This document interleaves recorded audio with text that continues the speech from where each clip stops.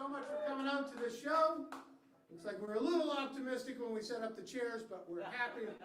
We're happy that you're here. People filing in. We have, you guys all know what you're here for. You're for the Boston Comedy Festival.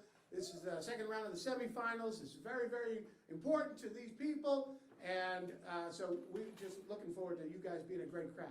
All right, that fair enough? Deal. Deal? All right, let's get a nice big round of applause. Get some energy in this room. Yes, there we go. Perfect. All right, we would, by the way, like to very much thank Garden Remedies for sponsoring the Boston Comedy Festival this year. Yeah, they certainly deserve a round of applause, whatever it is they do. It is my job to bring up your host this evening. This is a Boston comedy legend. He's been around for years and years, very funny. In fact, he's one of the main producers of the Salem Mass Comedy Festival. Please welcome to the stage, very funny, Mark Scalia. Steve York, love him. How are you, folks? Somerville, looking good? I'm from Chelsea. This is a step up. It's good to be here. I'm wearing. I'm just going to talk to you for a second because there's like 8 of us, so we'll have a nice conversation. I'm wearing my original William Shatner fucking shirt. Everybody go, oh, are you Captain Kirk? Go fuck yourself. But I got this, and I'm very happy because I wasn't able to wear this shirt for a while. I'm finally able to wear skinny jeans and still fat fucking shirts, which is great. I'm 53, I don't care anymore. I don't care. For the young people, I don't care. And I say young people, I don't care. I say what I want, I mean what I say, and I say what I mean. I think I've earned it. I don't want to be 70 and sitting in a fucking rocking chair drooling. I want to be like, fuck you, I'm going to say what I want to say now. And for everybody who's young, I fucking hate you. It's actually more like envy, really, believe it or not. It's more about envy. Because the thing is, when you get older, your body just stops doing shit. Like when you're 20s, like here's how I used to put my shoes on when I was a kid. Sock, shoe, and I'm out the door. And now I'm like,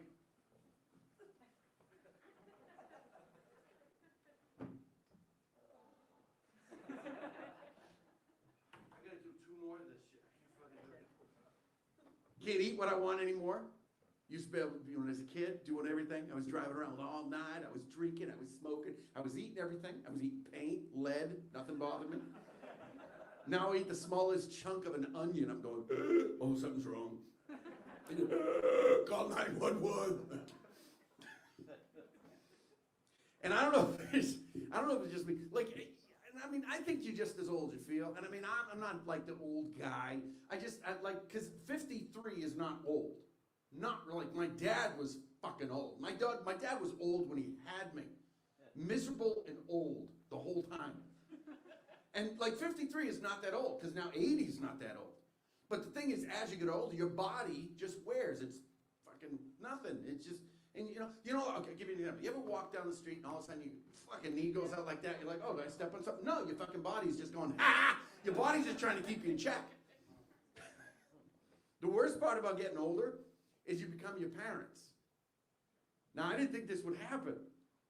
And if we were all remember we were young, we were like, I'm not going to be like my parents. My parents are stupid, and they don't know anything. And it's going to be different when I have kids. No, it's fucking not. It's just, we're the same people. We're just recycled over and over again.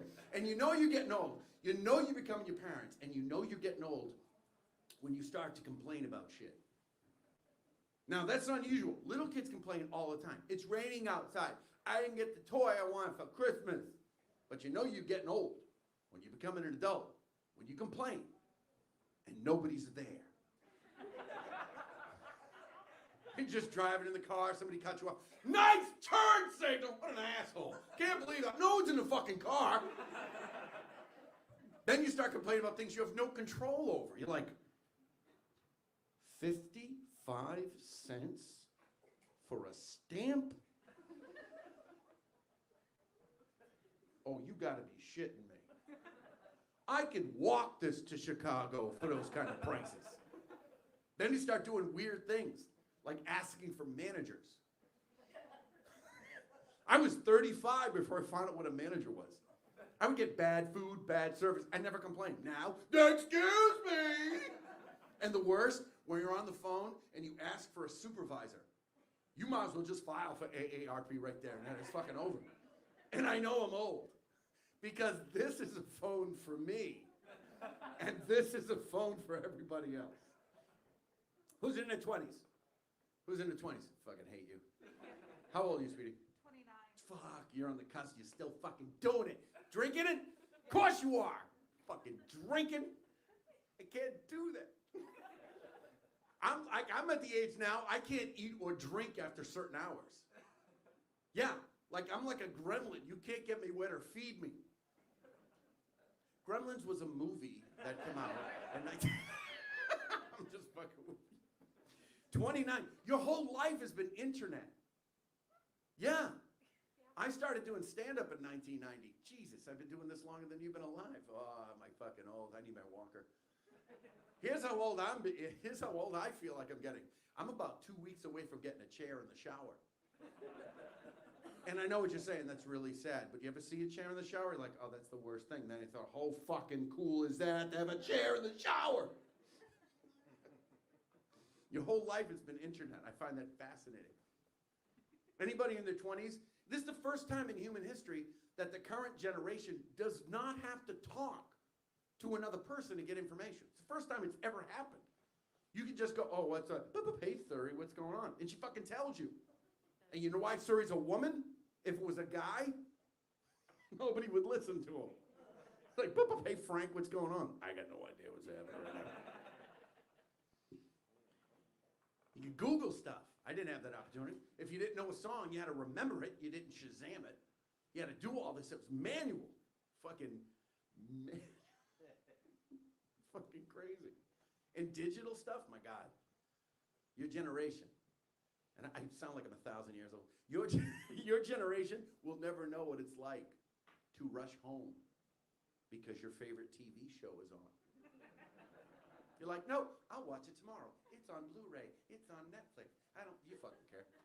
But you know what happened if I missed Rudolph the Red-Nosed Reindeer? I had to wait 365. I didn't get a fucking bite at the apple. 364, I did the math wrong, sorry, whatever. 29. God bless you. God bless you. Fucking. Have you become your parents yet? Yeah, it's fucking horrible. Are you saying what they say? Like you're quoting them? I'm just going to Costco a lot. Looking for a bargain, are ya? Here's how I know I started becoming my dad. I started quoting him. My dad was born in 1927. He was World War II. He was Korea. That was his generation. He was like the age of a grandparent when he had me. He was 40 when he had me. So he was in that generation. The generation that could complain and did. Yeah? When I went to school, I had to walk uphill both ways in the snow. And there were people shooting. I go, we grew up in Chelsea. Where's this fucking hill? The Soldiers' Home, as close as we get. I quote him. My favorite word, my second favorite word, is hooligan. Hooligan. Do you know what a hooligan is? Google it. Hooligan is like an obnoxious kid, a hooligan, a troublemaker. It's from the fucking 20s. I'm walking around, like at least fucking hooligans just I'm like, what? My other favorite word is punk. And that was my dad's favorite word, punk. He had a different definition. He considered anybody younger than him to be a punk.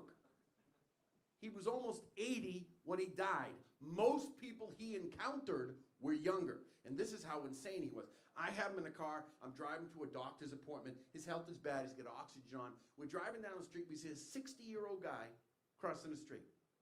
60. My dad looks at me and goes, look at this fucking punk crossing the street.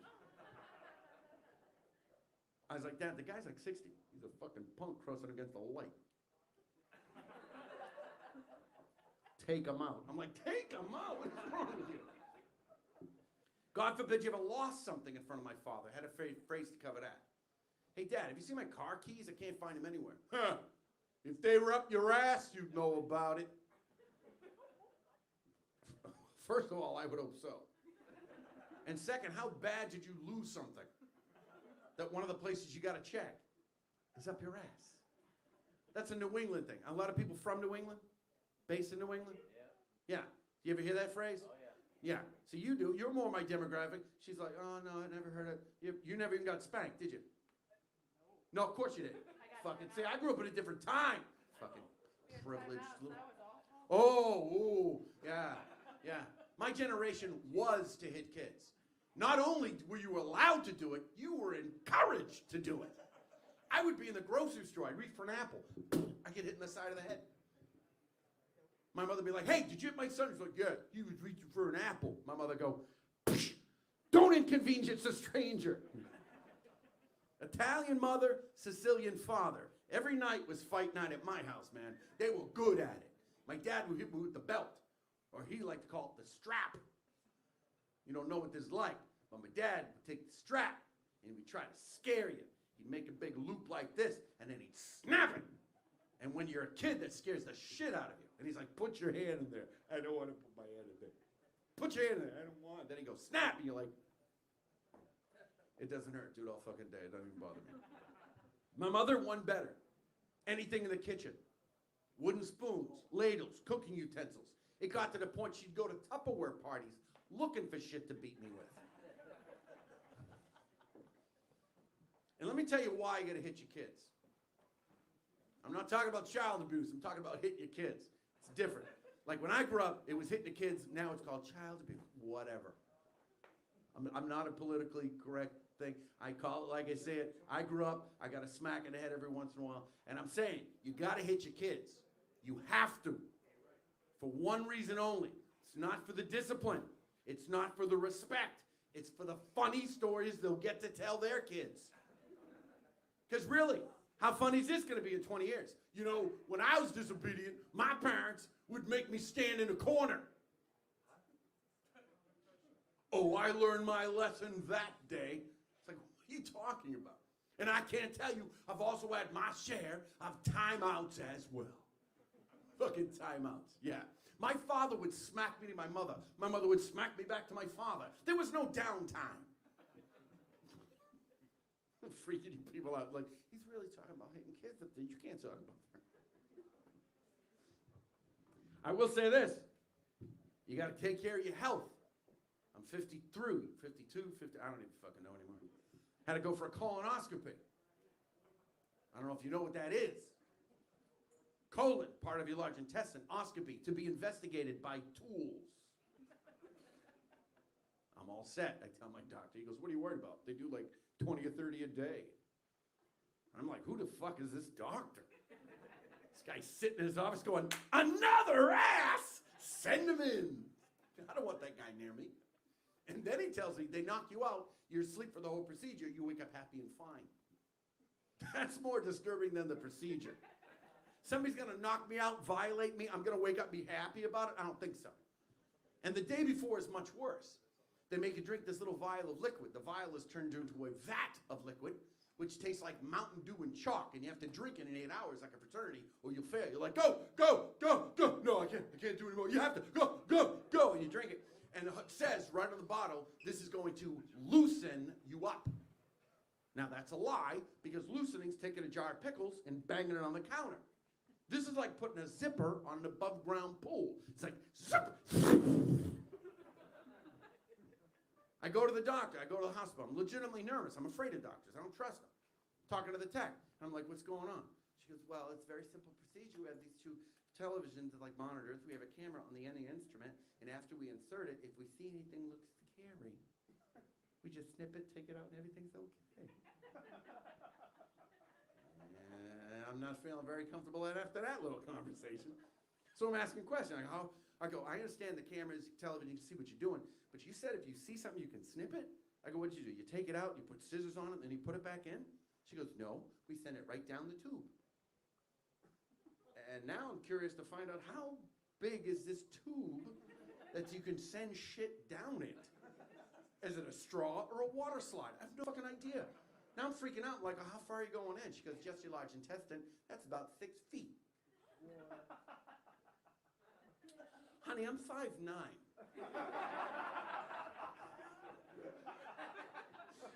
But the good news is they found my keys, which is really good. So, hey, you guys ready for a great show tonight? Yeah! All right. Now I know we gotta kind of here's the thing. I've performed for over 30 years. I've done shows in front of thousands of people. I've done shows in front of tens of people. And you are a really good audience. You got a lot of good energy. I'll tell you what, all the comics tonight, they're competing in a competition. Let's keep the energy up. Let's have fun. If you think something's great, make some noise, because the more noise you make, like a pinball machine, we think we're doing better. And just like sex, from what my wife's told me. So that's kind of how that works. So I'm going to be pulling the names out. So I'm just the host. My name is Mark, and I'm going to be coming back and bringing the. But have fun. You guys ready? You ready? All right, let's do this. All right. So the first thing I have to do is put on these. And now I'm going to tell you a story about a whale. This is the story of Princess Buttercup. I got both lines in tonight. I don't care. So, ladies and gentlemen, we're going to start the show off right off the bat. Coming to the stage. Give a warm round of applause from, almost did it, Matt Shore, everybody. Yeah!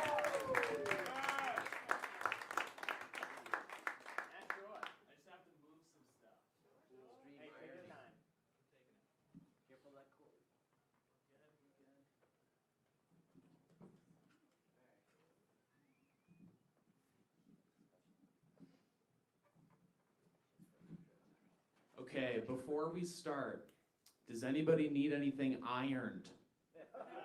Is anybody feeling wrinkly out there?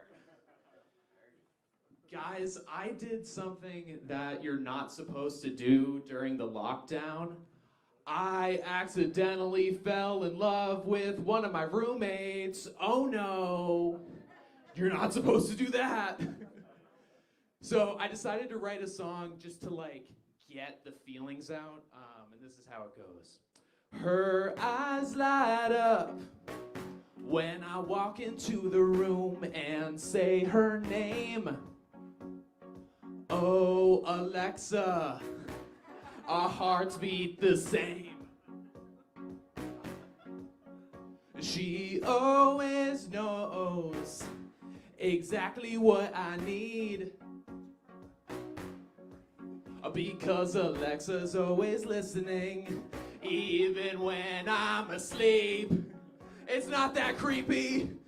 Here we go, and oh Alexa, you know I don't deserve this. Shower me with gifts, 2-day delivery service. And oh Alexa, I don't care about the advertisers that you sell my data to, as long as I'm with you.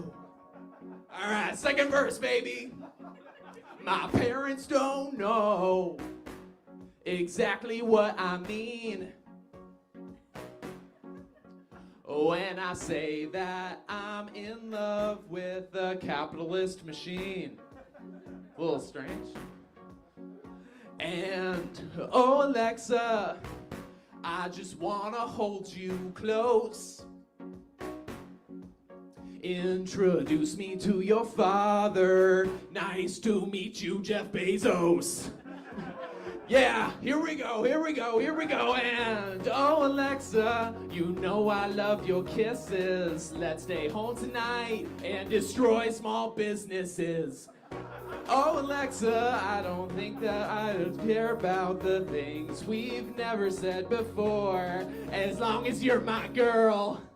Here we go, here's the breakdown. Need no Google Home, 'cause I'm home when I'm with you. Ain't got no Siri on my phone. She don't get me like you do.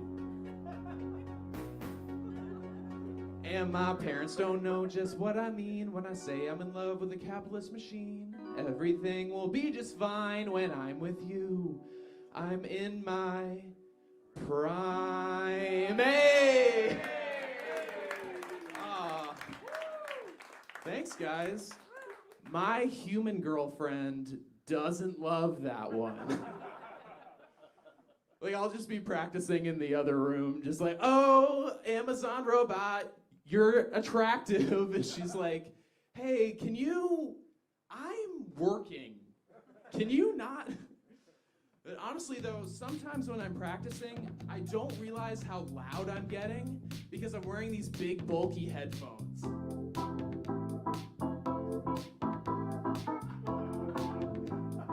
And whenever I wear these headphones, my girlfriend and I always have the same conversation, and it goes a little like this.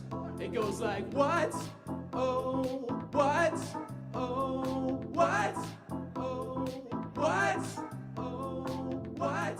Just over and over and over. And I get it, you know, like it's my fault, so I'll apologize. I'll say that I'm sorry for not answering. These headphones are noise canceling. I didn't mean to cause you harm. I wouldn't even hear the fire alarm. And I know that that's unsafe. Yeah, you should probably be able to hear alarms where you are. That's important. But it's just so hard. Because I got my headphones on while I'm working at my desk like, what? She comes in looking very upset like, what? She says, ram, ram, ram, ram, and I'm like, what? So she rips them off my head, and I'm like, what? And she says, oh my guy, I told you it's your turn to take the trash out tonight. Oh, and I don't want to fight. Oh, but next time I come back, I won't be so polite. And I'm like, oh, you mean right now? Yeah, when I said now, do you think I meant later now? I meant now. She doesn't love when I do that either. Big surprise. My girlfriend puts up with quite a lot. I really appreciate her because, you know, she knows how much I love doing this. She knows how much I love comedy and how it kind of makes me feel better. Like right now, you guys are seeing me at my best. Not bad. But when I'm not doing comedy or writing it or thinking about it, I am incredibly anxious. Yeah, make some noise if you have anxiety. Yeah, oh no, that's too many people. We should all seek professional help. Here we go. Oh, 'cause every time I try to go to bed, these anxious thoughts, they pop up in my head. Like an angry Adam Sandler, I'll tell them to shut up. No matter what I do, my eyes ain't never gonna shut. 'Cause I'm the most anxious boy around. Anxious boy around. Anxious boy around. Anxious. I'm gonna close my eyes and take a deep breath. Yeah, maybe that'll help. In 5th grade, farted during silent reading time. Even the teacher laughed while I cried. My boss sent an email pointing out a typo. And now she won't approve of my vacation memo. Memo, 'cause I'm the most anxious boy around. These late night thoughts keep me awake. Anxious boy around. I farted 15 years ago, give me a break. Anxious boy around. What if that was connected to the spelling mistake? Anxious boy around. This is giving me a headache. Wait, did I remember to reply to that text? Oh, probably not. Communication ain't that complex. Let's just try it. We'll draft it together. Ahem. Hey, buddy. Sorry for the late reply. Is it lame to start out and apologize? Let me draft it 12 more times before I send. I really just want to keep being your friend. Oh. Anxious boy around. Now they probably hate me. Anxious boy around. That's why I turned off read receipts. Anxious boy around. Have I seen your message? You don't know. Anxious boy around. Who am I kidding? I'm always looking at my phone. I definitely saw it. Boy around. Who is doing this to me? Who is doing this to me? anxiety chipmunks, why you so evil? They're masterminds behind Alvin and the Chipmunks 2, The Squeakquel. That movie wasn't well received. Chipmunks, please get out of my dreams. Oh, get out. Anxious boy around. Sometimes it makes me feel like crap. Anxious boy around. Maybe I should buy a chipmunk trap. Anxious boy around. Still in the room, but in a cage. Anxious boy around. Yeah, maybe then I'll be okay. Fade out.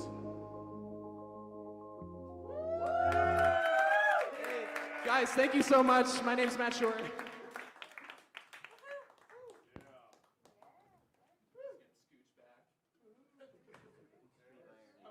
All right, there we go. Matt Shore, everybody. Keep it going. Let's keep that energy up. Your next comedian coming to stage, Brianna Woodward. Yeah, what's up, Muscle Milk? Hell yeah! My name's Brianna. Y'all are looking at me like if she's here, who's selling coke in front of the Cumberland Farms? And to that I say, fuck you, I do shifts. I worked hard, I worked the morning, hell yeah. Oh man, this is so fun. Now let's do some call and response. I heard you guys are quiet. Is that fucking true? I don't think so. Yeah, let's make some fucking noise. If you're in a relationship, say what? Yeah, they fucking. If you single, say woo woo. What the fuck is it? Am I fucking you or not? Group of 4? This is bullshit. You look like you sang a cappella in a Planet Fitness. This is fucking whack. My goodness. My God. My man out here with his fucking small ass shirt. Someone fucking. Good Lord. All right. One more question. If you're going through a bad breakup, have a microphone in your hand. It's me. Yeah. Someone didn't want this. Can you fucking believe that? My God. I get it. It was just supposed to be like a fun little fling. But like, you ever just have like a fun little thing, but then shit gets too real and you meet the family, shit gets fucked up? Yeah. Met the family, didn't pass the vibe check, you guys. His wife and kids, wicked uncool. Yeah. Wife's losing her mind like, oh my God, how do you sleep at night? And I'm like, oh my God, the same way your husband does, lady. In my bed, whatever. Like, look, if you get your mans taken by someone who looks like their pronouns are Leonard Skinner, that's on you, buddy. Like, it's entirely fucking on you. My God. Man. So yeah, so I'm a hot young clam on the dating scene. I'm out here fucking pushing clam, pulling clam. We're doing it. It's cool. Yeah, that's right. I'm bisexual, so I like 2 things. Ladies and being sad. So I was on a date with a man. Yeah, it wasn't doing too well, but, you know, hey, to his credit, brought me to a sushi restaurant. We like that shit. Mama likes it raw, so I'm into it. And he goes to pay, which is another very sexual move, and he's just like, and I'm like, God damn.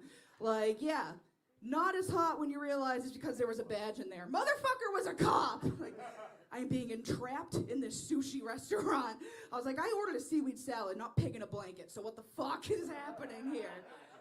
Yeah, fucking bullshit. This motherfucker, cops have one job, right? And that's to profile people.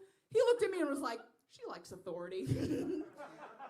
No, bitch, I like pegging dudes and calling it breaking and entering. Are you kidding me? The fuck? He thought I was into cops so much that he asked me this question verbatim. What, ain't you a fucking badge bunny? What the fuck is a badge bunny, you guys? Yeah, boys and girls, apparently there's a cute little term for women who exclusively date police officers. Aside from battered woman, I know. Yeah. My man looked like he's about to pull me over, so like I'm nervous about this group, but like, hey, y'all know the fucking statistics. 40% of policemen's spouses have a smart mouth.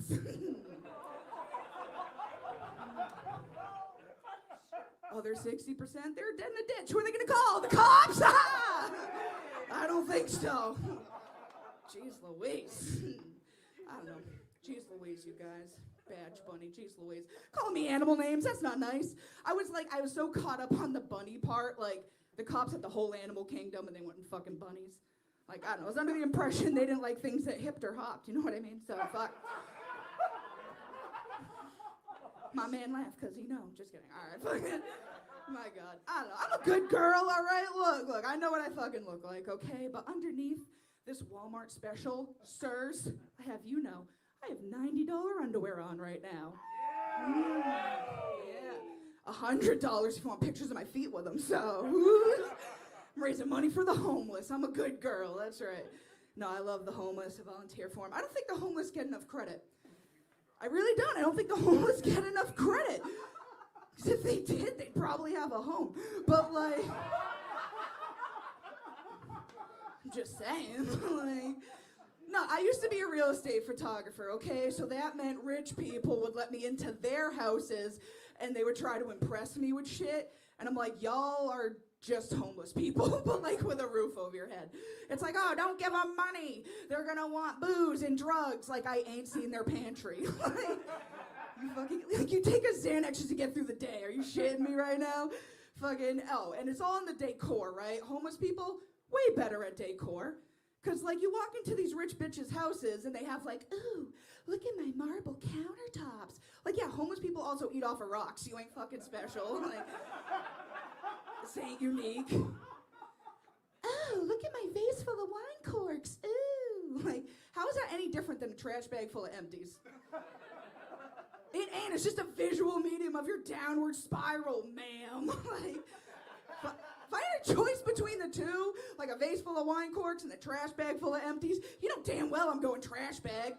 Yeah, I could bring that shit to the fucking redemption center, turn it in, get a burrito from Taco Bell. Like, yeah. The fuck you getting with a vase full of wine corks? Fucking mold, ho!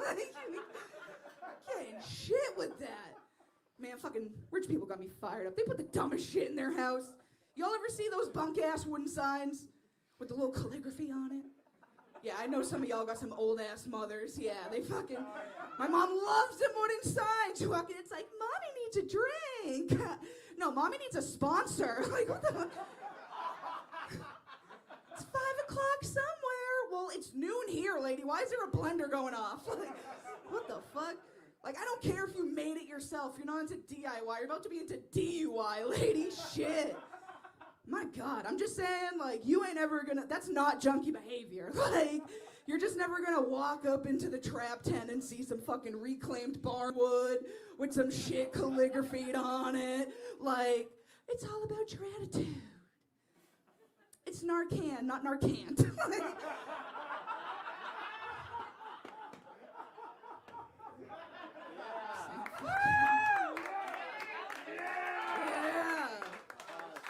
My God. I don't know, speaking of cool funerals, I like funerals. They're cool. No, I put the fun in funeral. Are you kidding me? If they didn't want me to have a party, why the fuck is there a bowl of candies in every room? Like, there's way too many throw pillows. I love funerals, because at the end, they give you a little Pokemon card of your family member. That shit's cute. And you ain't gotta fucking play Pokemon. Well, you can play any card game, because, like, what is a funeral if not Tragic the Gathering, you know? That's damn right. Well, look, I talk a lot of shit about alcoholics and drug addicts and all that, looking the way I do. But I have a secret for you people. Yeah, my whole life, I've been straight edge. And if you don't know what that means, it means I've never once drank, done drugs, smoked butts, had friends, had a party's invite. Oh, from my parents? You know, none of that shit. But, I know, I'm just like this. So, but, you know, hey. Mama didn't raise no bitch, so I got one addiction. Yeah, that's right. I got a sex addiction. Whoops. It's, yeah. It's for sure the easiest one, right? So then when they say, hey, maybe stop working on yourself so much. So far, not good, little raw. That's why I walk around a lot, just trying to shake the flakes off. But, Jeez Louise is right, my guy. Jeez la fucking Louise. Sex addiction, my dude, my pals. It's my audience. I have a sex addiction, yeah. I don't know, hey. It ain't all fucking fun and games, you know what I mean? That's why you gotta have some moderation in your life. It's why I, personally, only date Irish guys. Some of y'all know about the fucking famine that hit that spud field. What the fuck happened? Yeah, ain't no one overdosing on 3 inches of dick, that's for sure. Hey, it works out for me. I have a medical condition. My shit is medically too tight. My doctor calls it a gash compactor. But,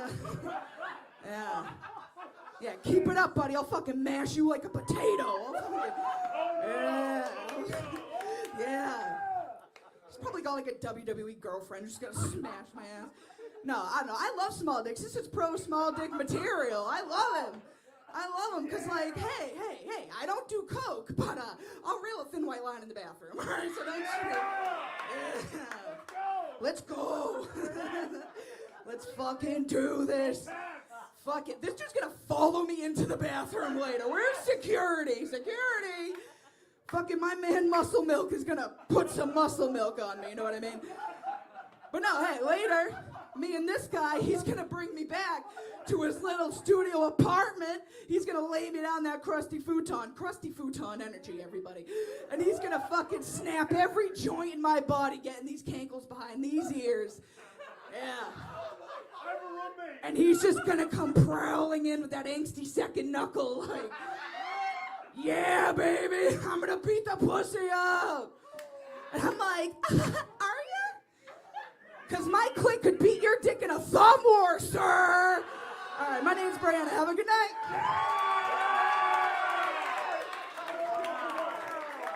Brianna Woodward, everybody.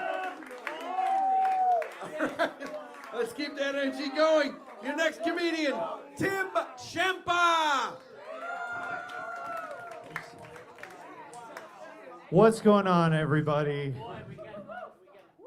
Tell me if you guys agree with this. I think it's weird that the expression suck my dick is another way of saying fuck you, when it should be another way of saying I need a favor. You know what I mean? Like something that's good for you but unpleasant for them. Like, hey man, can you help me move this weekend? You'd really be sucking my dick. I've been fat most of my life, but a few years ago I got really, really skinny, and I've just been slowly gaining it back ever since. And I think the worst part about that is it makes it feel like my penis is shrinking, which is fucked up because I don't remember it getting any bigger when I lost weight. But that's a real thing that happens. I swear to God, it feels like every few weeks my fat absorbs just a little bit more of it, to the point where pretty soon I'm just gonna look like a beach ball with that little plastic air nozzle poking out of it. Like, it's still all there, obviously. I know it's not technically getting smaller. I get that intellectually, but it still sucks to be having sex and know that I've got more of it inside me than she does. It's not a good feeling for me. You guys ever get a targeted ad on Facebook that feels like a personal attack? Yeah, like I started getting these ads for these desensitizing wipes that are supposed to help with premature ejaculation. How would they even know that about me? You know what I mean? Like, I was pretty sure our phones were listening to us, but now it's fucking timing me too.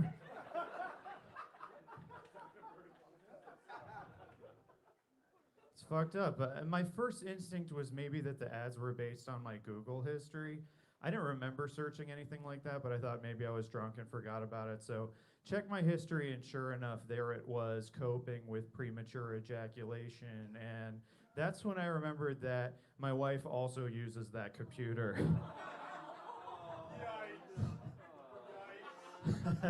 Mystery solved. And it's like she wanted me to see it. And I was conflicted about it because my first thought was like, I hope that search isn't about me.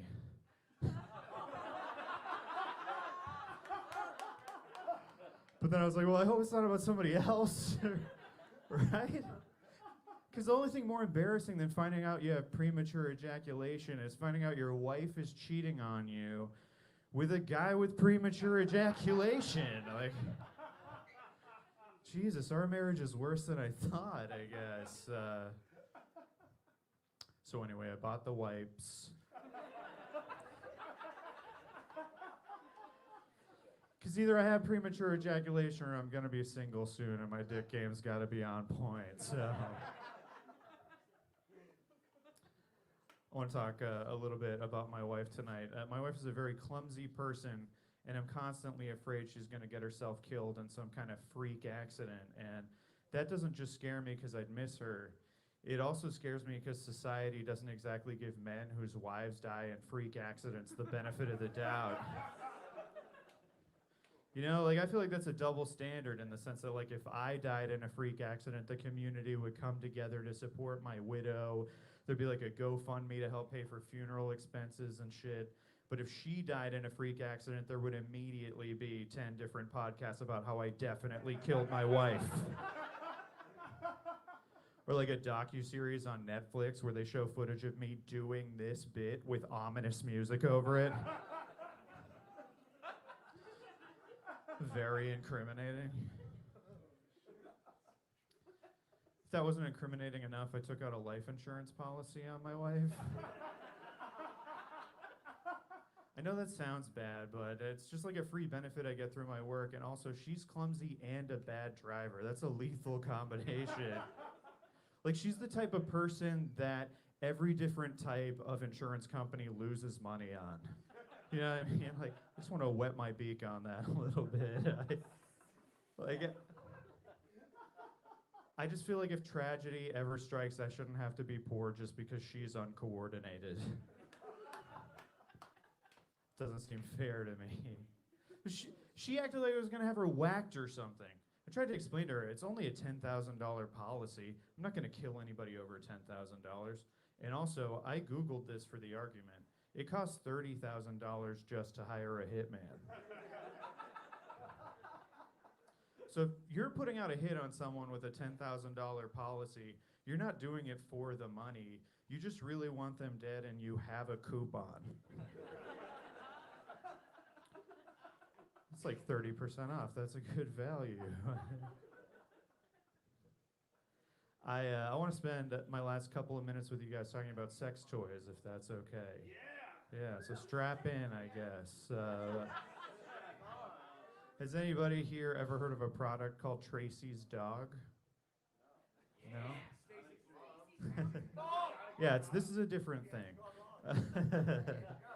No, it's called Tracy's Dog. I'll grant you it's a weird name, but what it is it's a vibrating dildo that also has a built-in clitoral sucking mechanism.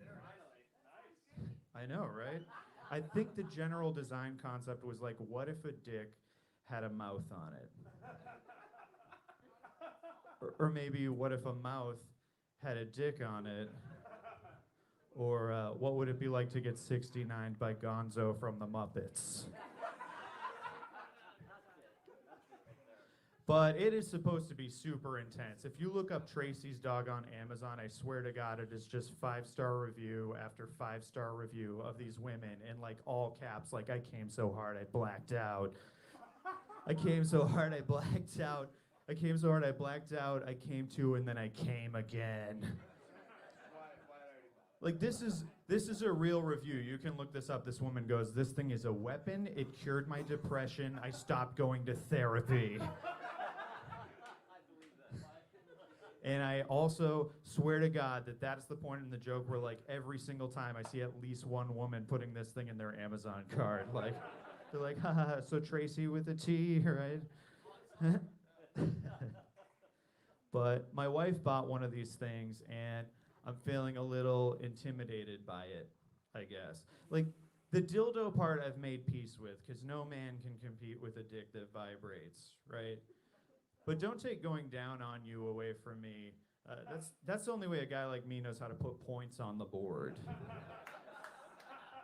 You know what I mean? That's the only thing I've ever been good at in that arena. Like, I feel like a factory worker losing his job to automation. Like, management brought in a high-efficiency machine that does the only job I've ever known how to do. And they tell me not to worry about it, but they're already starting to cut my hours. That's sort of the vibe. Like, I don't know how to participate during sex anymore. It feels like, you know when you gotta help somebody move, and you gotta lift a big piece of furniture, but there's already enough other people helping with the lift, so you just sort of stick one hand in there to make it look like you're contributing. That's what sex is for me now. I just have one hand in there fumbling around trying to seem useful. But after like 10 minutes of that, I'm like, seems like you got it from here, babe. I guess I'll just go make us a snack for after. Scream if you don't need me. I'm gonna leave you guys with one thing. My parents are Christian missionaries. That's just like a weird, real thing about me. And I grew up in a country called Portugal. And when we first moved there, my parents didn't speak any Portuguese at all. So they taught themselves how to say, I'm sorry, but I don't speak Portuguese, in case anybody tried to talk to them. But they started to notice that every time they said that to someone, the person would say back, what are you talking about? Of course you speak Portuguese. And they'd be like, well, I speak a little, but not very well. Makes sense, right? But about 6 months into our time there, somebody finally explained to my parents that they'd been confusing the word that means I speak with the word that means you speak. Meaning that for like 6 months, anytime a Portuguese person tried to talk to them, my parents were like, I'm sorry, but you don't speak Portuguese.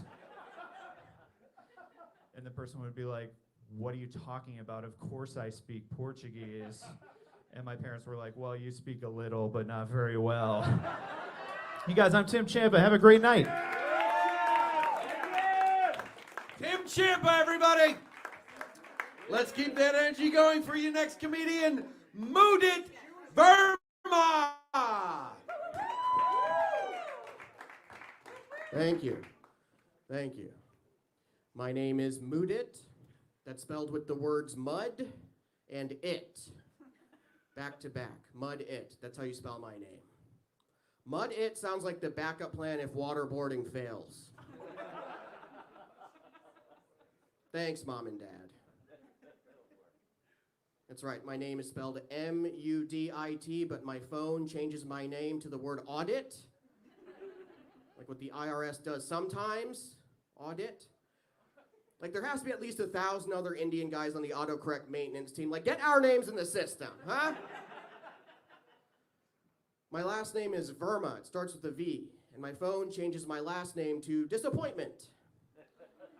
Autocorrect came with some parental controls. That's what's going on there.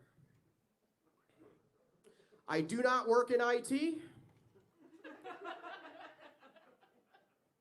I'm a pharmacist, which means because I'm Indian, I'm a half-assed version of my parents' expectations. My parents wanted a real doctor, a doctor that writes prescriptions, not just takes them. They wanted a giver, not a receiver. They wanted a top, not a bottom. My dad was like, listen, son, the best you can do as a pharmacist is jam someone with a quick Johnson & Johnson in the CVS drive-thru. I was like, Dad, I hope you mean the vaccine.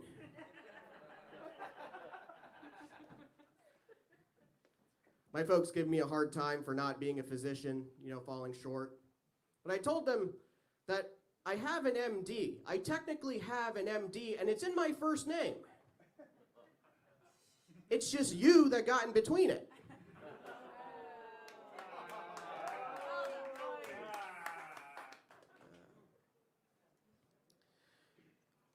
With all this drama, I now have trouble sleeping, so I bought a white noise machine. It's a device that makes a constant sound to help you fall asleep. And I got mine for real cheap off of Craigslist, and I like my white noise machine. When I turn it on, it starts blaring, "Where's the manager? Where's the manager? Where's the manager?"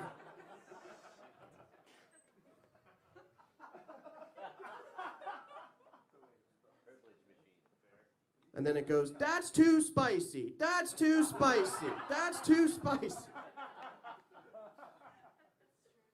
And then it says, where are you really from? Where are you really from? Where are you really from?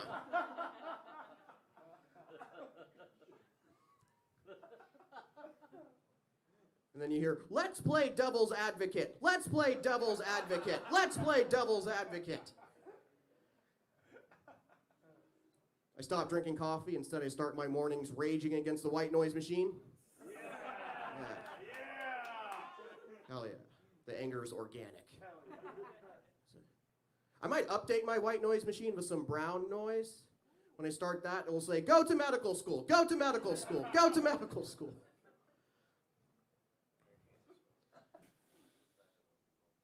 I'm at a point in my life where my parents are arranging my marriage. At my request. I've outsourced dating to 2 Indians. Like, that's the American way. Congratulations. Oh, thank you. Thank you. Just killing it out here. Yeah. I gave the whole dating thing a shot. I met someone on Tinder because LinkedIn wasn't working out.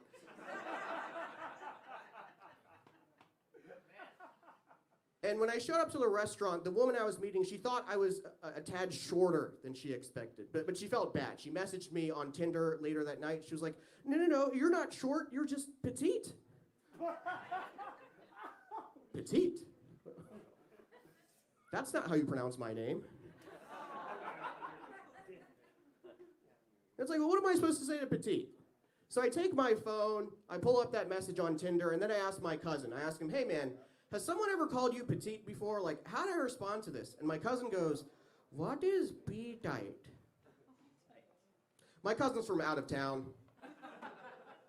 My cousin is all the way from Quincy, Massachusetts.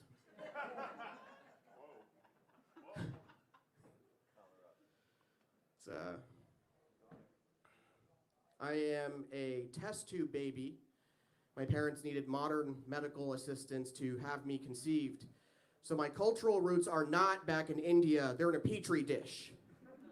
Which is also the story I tell whenever someone asks me, where are you really from? Where are you really from? So, I was raised Hindu. As Hindus, we believe in reincarnation. That's the subscription model of the afterlife. That never ends.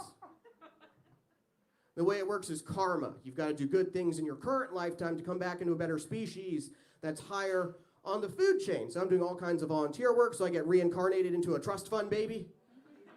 Yeah. I want to earn my old money. Yeah.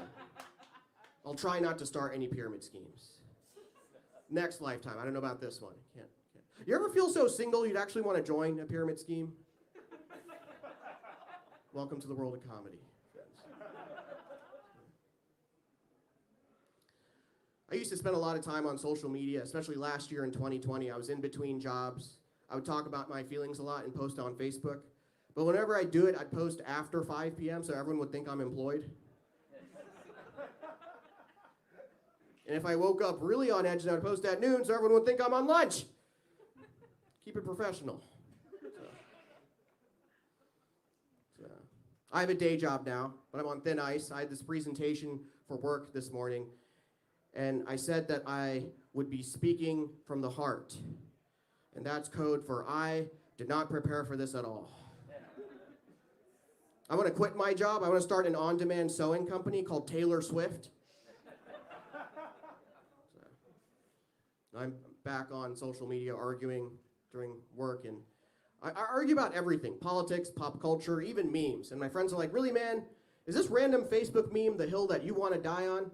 And I say, well, I'm Hindu, and Hindus believe in reincarnation, so it gives me unlimited hills to die on. Just argue all day, all night, next lifetime. So, we recently celebrated a Hindu holiday called Diwali. It's early November, and it's the Festival of Lights. And we celebrate Diwali by lighting candles and putting up Christmas lights. It's to be inclusive, and they were 75% off at Party City. So. My teachers never let me off the hook, like never let me take a day off in grade school to celebrate Diwali with my folks. Now my soccer coach was understanding. I played soccer in high school, and he let me leave practice early despite playing this very important position. It was called left bench. But my teachers and the faculty did not understand the significance of Diwali. You know, it's the Hindu Christmas. It's the festival of lights. So I set the school on fire at night to bring light to the darkness. I was going for a progressive senior prank. That's what's going on there. Hell yeah, dude. I'm trying to convert everyone here. That's what's going on here. Dating is tough. That's why you gotta outsource it. You ever go on a double date and feel like the fourth wheel of a tricycle? I feel like that's how polyamory was invented. It's not that 3 people liked each other, it's just they hated the fourth. It's an existential friend zone. That's where I'm at. Friends. I was arguing with my old roommate. We were getting into it the other day. And he said, "Hey man, isn't it weird that Hindus worship cows?" And I said to him, "You know what? It checks out because cows actually exist."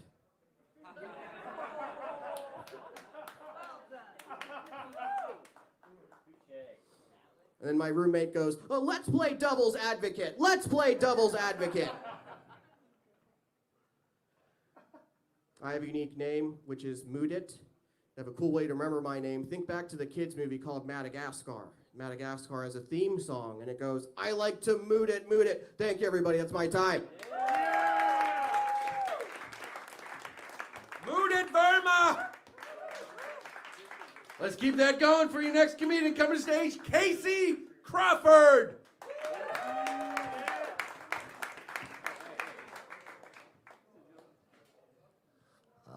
How you folks doing?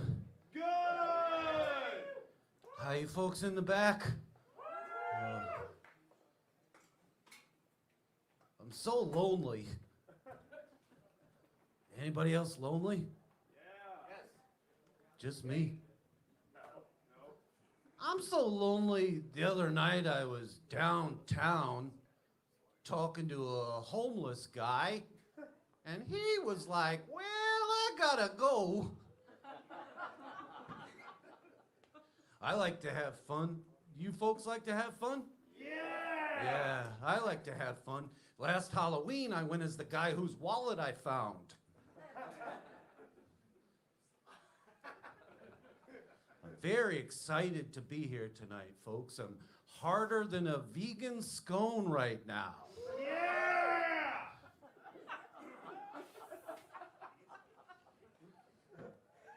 You guys, according to my Fitbit, I did about 3 miles worth of scissor kicks last night during my night terrors.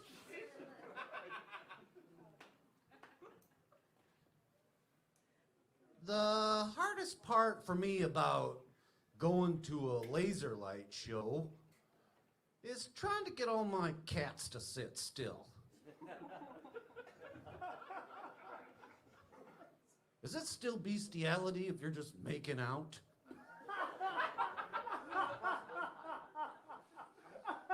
She was purring the whole time, you guys.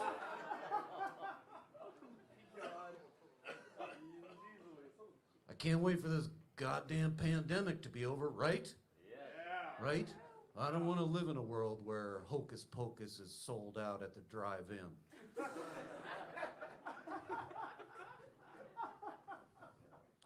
I'm originally from South Dakota, a place where people get tasered on their birthdays. Has anybody ever been to South Dakota? Nope. No. Oh, you guys. Due to our lax motorcycle helmet laws, South Dakota is a state filled with single mothers and deer.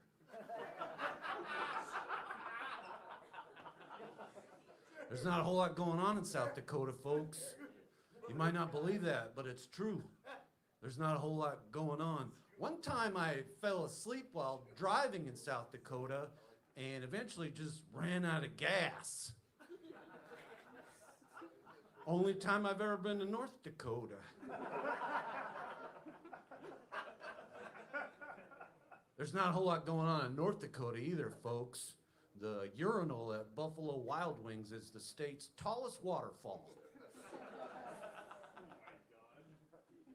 Our leading cause of death in South Dakota should be heart disease, but instead it's fireworks. We got a real problem with wolf overpopulation happening on our t-shirts.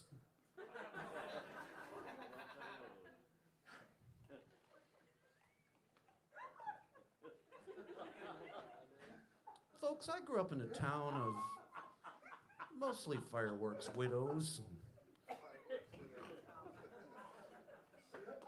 It was a tiny little town. Anybody else from a tiny little town? Yeah, just a tiny little town. We had a post office, a grocery store, a pizza place, a clothing store, a video store, a laundromat, a mechanic, a liquor store, and a casino, all in the same gas station. Just a tiny little town. We had a teenage mayor for a while. What are you gonna do? He won the arm wrestling contest. I had to get out of South Dakota, you guys, you know? I had to get out of my hometown. You can only watch your weed dealer become your stepdad so many times.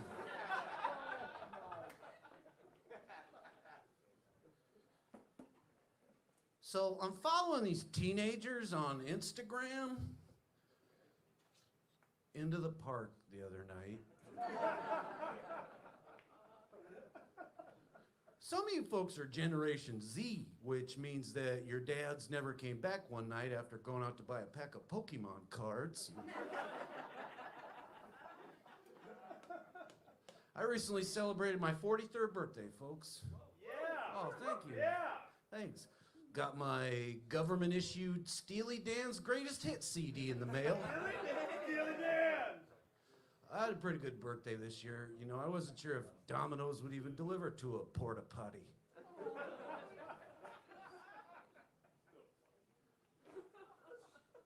Do I have any regrets in life? Sure I do. Probably should have never tied my car keys to that bird. I'm gonna need a ride home after. I'm 43 years old. I've just been slowly paying off my student lunch debt from elementary school.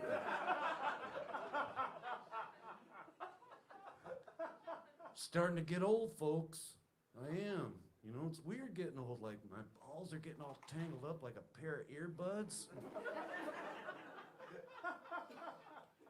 Sometimes I like to sit on the toilet backwards so I don't have to hold my iPad.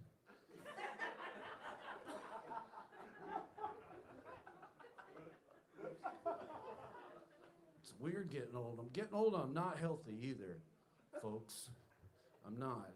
I once had a Bosnian dry cleaner describe my underwear as war-torn.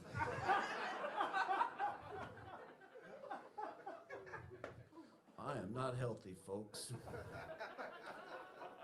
It shouldn't take more than 3 flushes for 1 pee, right? I am not healthy. You ever sit on a toilet seat so long you start pooping out the food you brought into the bathroom with you? Lord.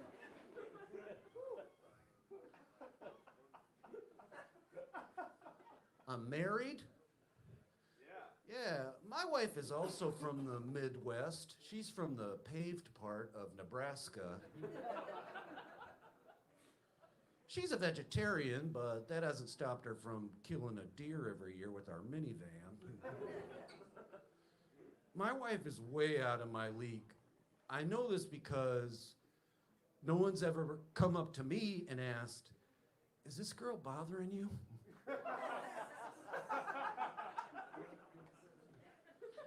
My wife is a teacher at a pretty prestigious college, so every day she makes me drop her off about 2 blocks from there.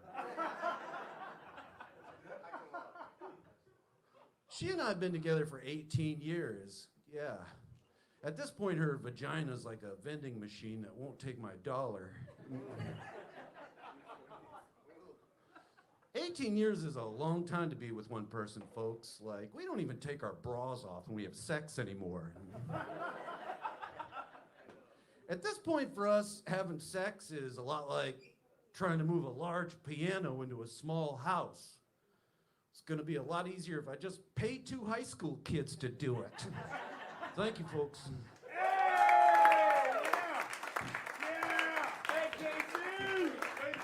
Casey Crawford, everyone! Now, ladies and gentlemen, keep that energy going for your next comic. Coming to stage, Jack Finnegan! What's up? How we going? Yeah, fuck yeah, man. Let's fucking go punch somebody together later. You fucking big brawny dude. Love it. Woo. What's up, guys? I'm Jack. I'm from New York. It's nice to be here, just to get out of my little apartment, because I'll be honest, my roommate has been having a lot of sex in the room next to me, which is cool, because when your friends get laid, you get laid, and that's not true, but it's a fun thing to say, you know? It's a fun thing to just sort of say and believe. It's just weird, because I always think I'm not going to hear anything, and then you hear a belt hit the floor, and you're like, that's the first sound. That's the first sound sex makes. A lot of people don't think about that. A lot of people think the first sound sex makes is a grunt or a moan or a classical guitar. It's not. It's a belt crashing to the floor with the weight of 1,000 suns. And then you're like, ooh, now the bad sounds are coming. This is gonna be cool. Because in my apartment, you hear everything. I have a shitty apartment. When you turn on the warm water in my bathroom, the walls start shaking.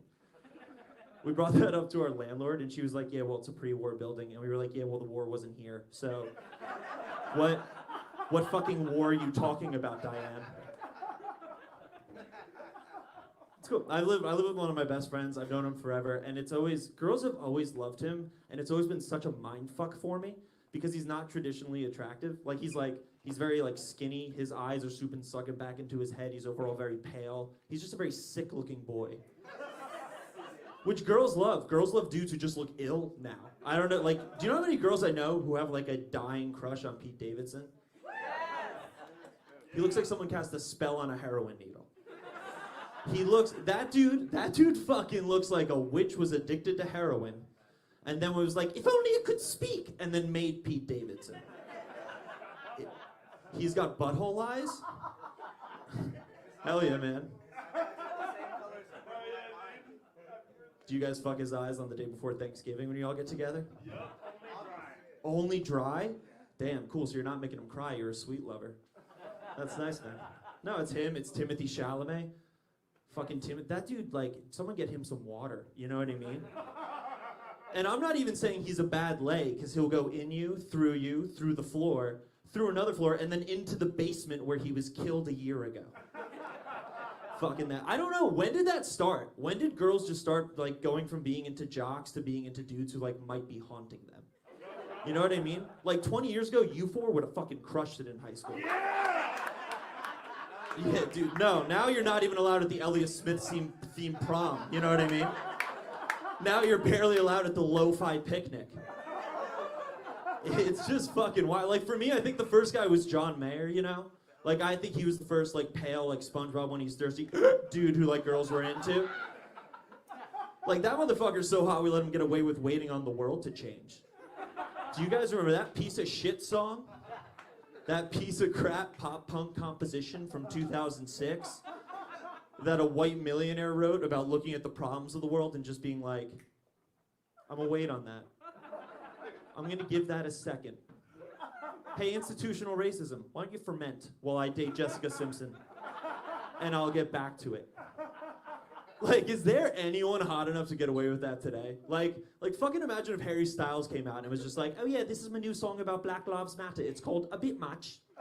It's a bit much, you know? It's off my new album, This Is a Lot. This is all quite a bit. That dude lives a good fucking life. Fucking Harry Styles. Some people just get to, like, I know that Instagram isn't real and that, like, the images you see on the silver screen are fake, and no matter how good someone's life looks, it's not, because we're all human and we all have our problems. But at the same time, someone gets to wake up and just be Dua Lipa. You know what I mean? Every day. And she's not even surprised. Because she was Dua Lipa yesterday, and she'll be Dua Lipa again tomorrow. And she's just, every day, she wakes up, she lives her life, she goes to bed and only dreams bad dreams, because what the fuck is a good dream when you're already Dua Lipa? You know what I mean? Like, I dream about having sex with hot people and performing at the Grammys. What does Dua Lipa dream about? She's like, oh, last night I became the wind. Like, what's the escalation? Do you have to become an element? At least her story is inspiring. You know, do you guys know anyone know what Dua Lipa's first job was? No? No one else did Adderall at work and found this out? No one else? This wasn't information found on the 13th tab of Chrome you had open? In between how to start cave diving and whatever happened to Jason Mraz, you didn't find out what Dua Lipa's first job was? She was a supermodel. That was Tuffy, right? Tuffy. She super sick. Yeah, that's what they say. That's how they signed the contracts, I think. They're like, this is super sick. Let's go to Barcelona. She was a supermodel. She had to grind it out on the hitting her hot friends with pillows scene before someone let her be an international pop star. It feels like that's unfair, that anyone gets to live a life like that. You know what I mean? Unless it is fair. Because you know how some people believe in past lives? What if Dua Lipa's last life was just so shitty that when she died, God was like, all right, you get to be Dua Lipa this time. You know what I mean? Like, you think the last time Dua Lipa died, God was just like, hey, sorry about that whole being a Civil War nurse thing. That was tough. And the fact that you had to work on your own son, that was, I gotta be honest, I thought you guys were at different battles. That was a mix-up. I would have never hit your son with that cannonball had I known you guys were at the same battle. I swear to me, when Jebediah hobbled into that tent, I was as surprised as you were. But good news, next time, you just get to be Dua Lipa. And she was like, what's that mean? And he was like, 2 Lipas? Who gives a shit? I'm gonna give you golden pipes and an ass. This is gonna go well. Go date Ronaldo. He used to be a horse that worked in a mine. Hang out with him. Spend time there. I like you guys. I would have, when I was 16, so afraid. Now, fucking awesome. You know what I mean? Thanks, man. I appreciate that. Let's go fucking eat some meat later. Fuck yeah. We're gonna eat, no one cook it either. Just fucking eat it in a field. We're gonna kill it. I didn't date over the pandemic because I thought that's what we all agreed to. Evidently not. Evidently that wasn't the case. And I gotta be honest, by like April of this year, I was pretty ready to have sex. Like, what you could say desperate, but that's not the word we said into the mirror each morning. We said ready. We said you is ready. We said you is a catch. And you is the wind beneath you's wings. Yeah, baby, and it fucking worked. I got out there. I fucking was out there dating, hot boy summer, what's up? And then I realized someone wanted to sext, and I was like, oh, I forgot how bad I am at this. I forgot how fucking awful I am at sexting. Like, the first time I ever had the opportunity to sext, I was in college, and I was at the library pulling like an all-nighter. Like, I had a lot of work to do, and she texted me, and she was like, hey, I'd really like to come over and suck your dick right now. And like, that is kind of the T-ball of sexting. Like, you could say anything back to that. Don't say, you're killing me, Smalls, which is what I went with. Don't do that. Yeah, man, do not sex with a quote from The Sandlot. That's not good. Don't sex with a children's movie. But then I read this. Guys, this is a letter that one of our presidents wrote, Warren G. Harding. I swear to God, this came out a few years ago. He had a lover named Carrie. And he wrote her letters, and his family didn't let them release for like 50 years because I guess they were like, no, people are still pissed about the Teapot Dome scandal. But they came out, and I love it because I read this and I was like, oh, if this was sexting, I could do this. Because it's just as horny as any of us have ever been, but it's written in the prose of the time. So listen to this. I didn't write this. Our fucking president did. He said, oh, Carrie mine, you can see I have yielded and written myself into wild desire. I could beg. And Jerry came and will not go. Oh, Jerry's his dick, by the way. So, our president called Jerry his dick. Jerry says that you are the only love worthwhile in all this world, and I must tell you so, and a score of more of other fond things he suggests. Jerry is so utterly devoted that he only exists to give you all. I fear you would find a fierce enthusiast in Jerry today. Right? I was like, oh, I could do that. If that's what sexting was, I could just be like, dearest Elizabeth, doth thee remember when I ate thy ass underneath the old willow? As twilight covered us in its golden blanket. Doth thee remember how I chewed upon thy bum, feasting like the apostles on the eve of Christ's demise? Shall we repeat the action in a fortnight, Elizabeth? Or if ye be too tired from your journey through the darkened wood, should we simply go down on one another, tongues all a slither? And allow me to nibble upon the walls of the pink palace that lies within the valley of your fervor thighs, Elizabeth. Let me know if thou would be down, Elizabeth. Ah, skeet, skeet, skeet, ha. Guys, I've been Jack. You're lovely, all right? Have a good night. Jack Finnegan, everyone. Ladies and gentlemen, and before I bring up your next comic, tell you what, let's have a round of applause for all the comics you saw tonight. Matt Shore, Brianna Woodward, Tim Champa, Mudit Verma, Casey Crawford, and Jack Finnegan, ladies and gentlemen. For everybody, it's tough up here. Great competition. So now your final performer this evening coming to the stage. Ladies and gentlemen, he asked for no introduction. I was going to walk off and just bring him up, but he's here anyway. Please put your hands together for Wil Sylvince. Hey everybody, what's going on? Finally a black comedian, right? I've been waiting all night myself. It's like a little crowd that could. I like this shit. It's like a staff meeting before the crowd get here.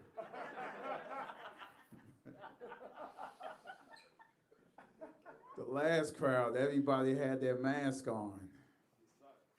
This must be the red team. This the Trump team right here. I like wearing the mask. With the mask, I look like I'm a 10. I be catfishing women on the train all day. And then take them home, be like, bitch, I'm a 4, you fucked up. You should have looked at my eyes, I got 4 eyes. The whole pandemic I jerked off. Not sure that's the thing you share for. My house looked like a crime scene, all the DNA.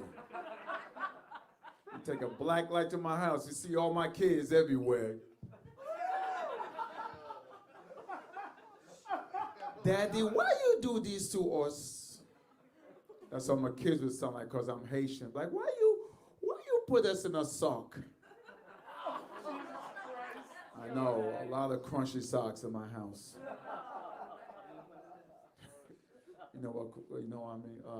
I'm gonna lose some people on that one. I'm sorry.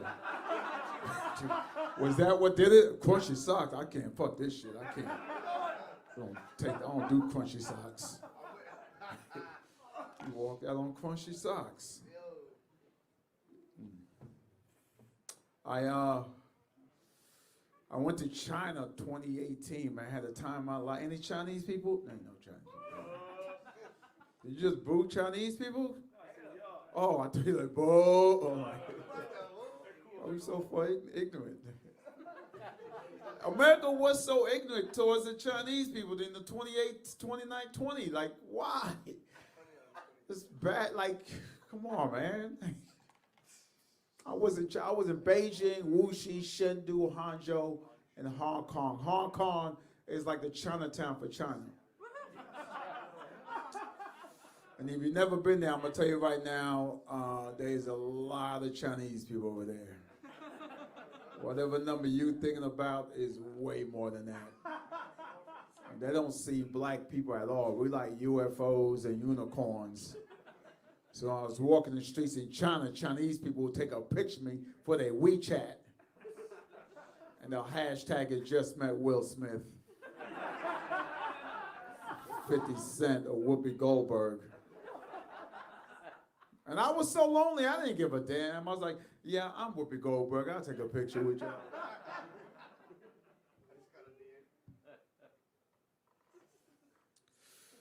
I used a bidet for the first time in China. Y'all use bidets? Fucking there. A lot of guys don't like to use them. They be like, they think it's gonna make them dirty or it's gonna make them gay. If you take a bidet to make you gay, chances are you was gay way before yesterday.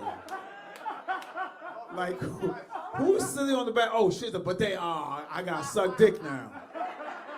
This fucking bidet boiled it out of me. You want to suck dick way before you just say it.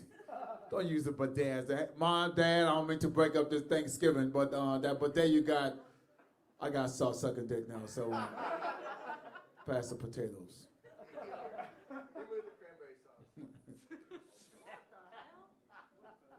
Not sure what's going on over there. Anyway, my first bidet, everybody use a bidet? You can use a bidet. My first bidet, first of all, people who have not used it, America does not bidet like they should. Everybody else around the world bidet, but America is like, fuck that shit. 3 reasons, I think, is number one, the World War II, they saw the bidets in Europe, but they saw it in like gay bathrooms, and it's associated with being gay. Like, oh, fuck that freaky shit. That's why they like, yo, don't put no bidet here. It's gonna make you freaky. Sprays water right in your asshole. And the other reason is because the bathrooms in America are just smaller than so. And the third reason is another sink. It's like you gotta transfer your asshole. And Americans are just too lazy. Fuck that, I'm just gonna use, you know what I'm saying, use this toilet paper and smudge it all over my butt cheeks. That's what you're really doing, just smudging toilet. And then you walk around with a crunchy asshole. Sorry, sir, I'll be out of here in a second, man. I know you want to get with your conversation. I'll be out of here in a minute. I apologize. I don't mean to break up your comment. You've been talking the whole time I was up here. Sorry, sir. I'm almost out of here. All right. No, well, you keep talking. I want to be out of here. Just give me a second. That guy stinks. I know. I just, yeah. So I apologize to interrupt your conversation. Stinks like he's never used a bidet. He's not that. He's just not used to black people. He's just not used to. Tell her how I use the bidet. Yeah, I know. Fuck my career. Fuck my jokes. I'm gonna tell her how I use a bidet. Fuck this black guy's jokes. I'm waiting for a white comedian, so I can. You're funny, he sucks. Thank you, brother. Thank you. These 4 guys. Thank you, sir. Thank you, sir. Thank you. This is not going right. This is courtesy of Boston. I know Boston. Shut up. Stop. You can stop. Holy shit. Everybody's heckling everybody. What the fuck this is? Okay, go for all. My first bidet was bittersweet. I'm not sure how your first bidet. I'm still on that. I'm still amazed, but I'm sorry. I apologize. I can't stop talking about it. So for the people who have not used a bidet, it's two hoses come out. One for women, like hit the women's part, and one hose for everybody else with an asshole. And so I was in China. They put me in this fancy ass hotel. And the remote control was either Mandarin or Cantonese, or for any black people in here, Chinese. And so I can't read that. But fortunately, the buttons had little emojis on it, and there was a little emoji that went. I know what that emoji you call it. You know what I'm saying? The sprinkle, whatever. So I'm like, that gotta be the action button. So I pressed that, and at the time I didn't know this bidet was for men and women. You know. It sprayed my balls. And I thought this bidet was racist and can't find black assholes. So I was like, fuck this. But I tried to fix it by scooching up to the front so it could reach my asshole. But I moved up too much to the front and my dick hit the rim. I'm like, ah! So I grabbed the remote. I'm like, there gotta be another button. I saw another one. I hit that, but I was scooch up too much to the front. The water shot to the back. Like, I had to move back. until it hit my chocolate pocket. My mother used to call the asshole the chocolate pocket. When my family came from Haiti, my mother didn't want to curse, so she did her best. She was like, "Did you clean your chocolate pocket? Go back to the bathroom and finish cleaning your chocolate pocket. There should be no chocolate in your chocolate pocket." And my mom, if you're gonna call it the chocolate pocket, there's gonna be some chocolate in the chocolate pocket. I'm sorry, I apologize, sir. I just lost my 4 best friends. Oh, not the chocolate pocket joke.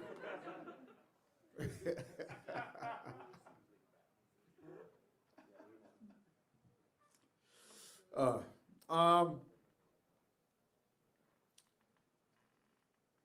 realize we're the only species that pull out. You ever realize that? No other animal pull out. You never see a turtle be like, bitch. And he finish the rest around her shell. That's where turtle wax come from, I don't know. No other animal pull out. I use a turtle, I could use any other animal, but turtles, if any animal gonna pull out, turtles gonna have the toughest time to pull out, because oh shit, I'm pulling out, bitch, hold on. Fuck, we're gonna have to have these kids. Welcome back, sir, welcome. Oh, that's not. Sorry. That was a guy who walked out before because of the crunchy socks. Some guys pull out too soon and some guys pull out too late. The guys who pull out too soon, they overestimate their ejaculation. So they be like, oh shit, and they gotta do this shit for like 5-10 minutes.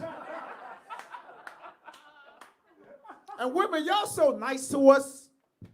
Like, when we pull out, you still stand there bent over waiting for it to hit your butt cheek. You don't have to stand bent over. Fuck that motherfucker. Go make yourself a sandwich. Why are you waiting? That's how, women, y'all just the nicest people on the planet. When you pull out, you just like.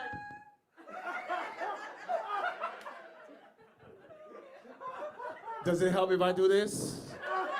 Yeah, keep doing that. Keep shaking it. Fuck that motherfucker. And then there's the guys who pull out too late. Yup, it's right, sir. That's why half of us are in here right now. Happy Father's Day. You know what it is? A lot of guys, when you know that last feeling before you come, they ignore that. Ladies, you ever be making love to your man and he does something like this, like, and he's like, you know what that, and he shakes it off. Fuck that shit. I'll tell you what that is. While y'all doing it, inside his balls, there's a lot of kinetic energy building up. And in those balls, tiny little people are popping up. Ping, let's go. Ping, let's go. Let's go. Let's go. Let's go. Let's go. Let's go. Let's go. Bing, bing, bing, bing, bing, bing. Filling up. And they amp, they charge, and they ready to go. Let's go. Let's go. Let's go. Let's go. Let's go. But there's a guy at the front door like, whoa, hold up, yo, wait a minute. You can't go yet. I have to let him know that we're ready to go. So this little man in the balls, running to the top of the balls, up the crack of the ass, up the spine, and he tell the brain, hey, we're about to go. The brain says, tell him I got 4 more strokes. Okay. He runs back down, get back down to the balls, and everybody's gone. Like, well, no. It's too late. Child support time. Don't ignore that. Fuck that shit. You know what I'm talking about? Who got kids in here? You know what I'm talking about?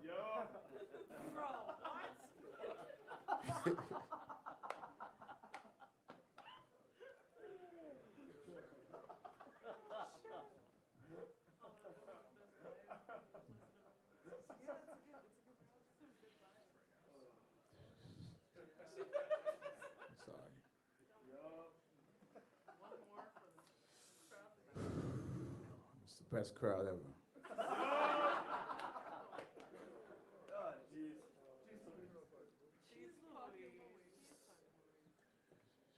we tell them to shut up again? I ain't gonna tell them to shut up. They might call the cops on me. It's okay, I'm white. Shut up! Yeah, but they're gonna shoot me, sir. You be like, they were talking. Oh yeah, what about that black guy? Bam! Like, ah! I didn't say nothing. Yeah, seriously, shut the fuck up. Yeah, shut the fuck up. Y'all can leave. I'm not gonna be upset. Y'all can leave. No, I'm serious. I'm not gonna make fun of y'all. Y'all, I know, I understand. I know it. Like, We're with you, yo. Let's go. no, you're not. Sir. We're with you. We just been talking for the last half hour, but we're good. Let's go. Like, no, it's okay, man. I feel bad now. I can't. You know, I can't. You guys. This guy's got a lot of money. I can tell they got a lot of money. He got no socks on. Only people that don't wear socks is rich white guys and Dominicans. It's okay, sir. Y'all can leave, man. You know what I'm saying? I'm not upset. I'm not, you know what I'm saying? It'll make the show better. Y'all just, you know what I'm saying? I am. I am what? No, it's awkward now. It's like, you know what I'm saying? You ever like breaking up, or a girl break up with you and like, please, it's like, okay, I'll stay with you. And you know she don't want to stay with you. You know damn well she want to leave, but now you force her to stay. And now she's like, I gotta stay because he's gonna kill himself. I'm not gonna kill myself. I love it. No, you don't.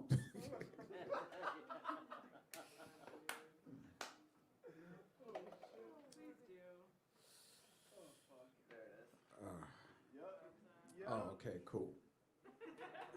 Get home safe, man. You know, y'all could join.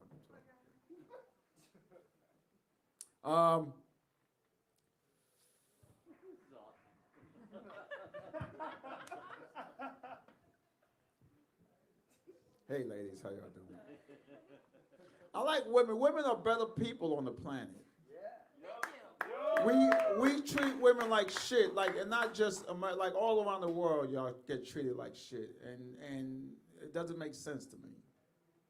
You know, like, you know, two biggest groups that get shitted on all around the planet is black people and women. You know what I'm saying? And men and religion is to blame. You know what I'm saying?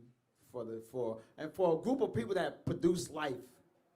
You know what I'm saying? We shouldn't be shitting on you. We shame y'all for enjoying sex or liking dick. You know, fuck that. Enjoy your dick. I don't like dick. I don't like dick. And for you to take dick away, God bless y'all. Thank you. We should be saying thank you. You know what I'm saying? There was a time women could not enjoy sex. They had to be like, fuck that shit. Enjoy your dicks. I'm not sure you guys know that or know about the history. Like, we shitted on women. Like, look at the Bible. No good stories of women doing amazing things. Just men doing amazing things. Even Adam and Eve. Adam and Eve, well, they don't say it, but they say, Eve bit the apple first. But Eve, to me, is the very first influencer. She made this man bite the apple that God said don't bite. She's like, you want this pussy, motherfucker? You better bite that apple. That's how good pussy is. Pussy is so good. Like, you want this apple? Oh, yeah, don't take away the pussy. I'll eat all that. I'll eat that whole apple tree. That's how good pussy is. And we shit on y'all and shit. You know what I'm saying? You know one thing women love to do? You ever be making love to women doggy style? When women make love to women too. That's how good pussy is. You're like, sure. When you're doing the doggy style, women love to turn around and connect with the man they making love with. They be like, hey, you tearing this pussy up. Raise the roof on that dick. I don't know what you do when you turn around. Whatever you do when you turn around, fucking love y'all. You should communicate with that man. I had a girl, she turned around and she gave me nothing. She just stone-faced me the whole time.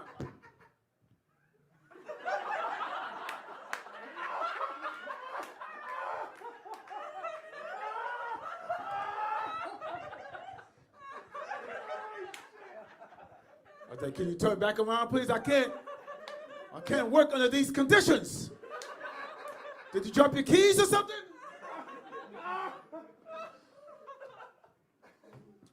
Thank you. Good night.